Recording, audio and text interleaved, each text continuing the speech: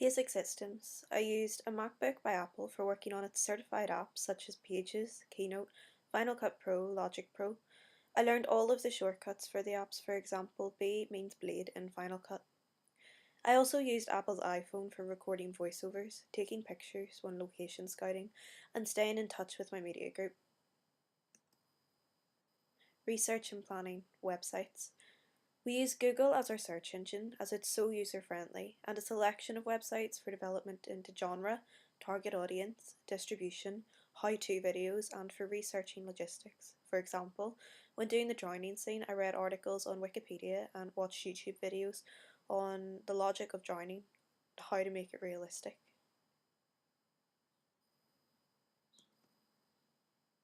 Research and planning, Blogger. I use Blogger to record and organise my ideas in a logical way from the very beginning of the product. My Blogger offers an in-depth look at my portfolio, almost like the brain behind my work. I became very familiar with changing the date on posts to ensure flow and embedding projects also. What I have now is a continuous flow of production ideas from the start of the school year. Research and planning, Pages, Keynote, Numbers. For the script I used Keynote. The font American typewriter made the finished script look very classy and professional. I also took screenshots of pages, documents when making surveys, etc. Keynote came in very handy in the research stage for my poster, as I was able to create flip charts and upload them to YouTube as inspiration. Numbers was also good for presenting statistics for the target audience and making short lists, shot lists, and call sheets. Research and planning, file sharing and storing. I used Facebook and I set up a group and a group chat here so that the media group could keep up to date on Blogger posts and the project. I also uploaded my work to Instagram to see the reaction that it got, how many likes it would get, see the comments. This was part of my work in sourcing the target audience. I use MSN and Gmail. I use these websites to communicate with my team and cast members, as well as get planning permission to film in certain areas. I also use Dropbox and WeTransfer, and I use both of these websites to share large files that couldn't be sent over normal email. This also came in handy during the evaluation stages when I had to share the film with my team. Construction equipment. I used a Canon 100D with an 18 to 50mm lens in film mode with 30 frames per second. This allowed continuity and a clean, concise image. I also used manual focus so that I had full control over the framing of the protagonist at all times. The camera had a wiped SD card with enough memory for shooting. I used the same camera to do the photo shoot in the bath and worked with a 2-point lighting system to create light leaks and interesting images. Sometimes I used a tripod, but for the most part I didn't, as I found it too hard and awkward to work with for on-field shooting. After filming, I used an SD card to USB converter to get the film onto my laptop for editing, and then I used the voice app on iPhone 5C to create the voiceover. Construction, Final Cut Pro. Basic editing. The first thing I did was upload the files onto a new project, and then I started using the Blade B tool to piece together a continuous and flowing story. Color grading. I used color correction and adjusted the tones and saturation into dark ones for the beach and warm for the flashbacks. Formatting.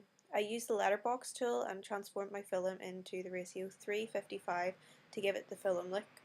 This came from a how-to video that I had previously seen on YouTube. Adding keyframes. Now that the film had a ratio, it wasn't possible to transform or cut parts out, and therefore I had to add keyframes to pan the film. I also added audio keyframes to control the sound. Stabilizing. I stabilized subtly to make the very rough handheld shots a little more flowing and natural. Overlays. For the flashbacks, I found film burn overlays on YouTube, downloaded them using an MP4 converter and downloader, and changed the opacity settings on Final Cut Pro. dafont.com. I used this website to find a slim professional font for titling, One font that came in really handy for the poster was Warner Bros, as it gave each individual casting by, directed by, small tagline with one letter. So if I typed in A, it would give me directed by, for example. Construction soundtrack. I used a Logic Mini MIDI keyboard and plugged it into the USB port of my Mac. GarageBand. I used the preset grand piano and recorded single notes and then exported as an MP3 onto iTunes. Cubase. I took the MP3 document and added reverb and reversed it. Logic Pro X. For the bath scene, I used a preset and played major and minor keys. Freesound.org. This is the website I use for the seagulls and the beach sound. Everything is royalty free and professionally recorded. Construction of ancillary, photography and Photoshop. Lighting systems. I use 2-point lighting systems with blue filters to give a cool professional tone. Photoshop. I learned a lot about the shortcuts for Photoshop when editing the poster in the magazine review. I had lots of different layers which had to be merged down to create a JPEG image. I edited the images first and then put them in the right dimensions to start editing the ancillary text. Canva. This is a unique app that helped me create the layout for the magazine, and I used it in the practice magazine. Evaluation, collecting and distributing information. Emails. This can be quite tricky to use at times. Prezi.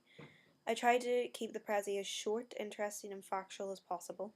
SlideShare. I was able to upload my own slideshows and have them online, however I did find this outdated and I did use YouTube instead. Keynote to Final Cut Pro. By doing this, I was able to add in the audio of Babadook, etc. to give another dimension to one of my evaluation questions. Vimeo. This is a very professional platform for young filmmakers to broadcast their work, and hence I uploaded The Unknown not only onto the common platform of YouTube but also onto Vimeo.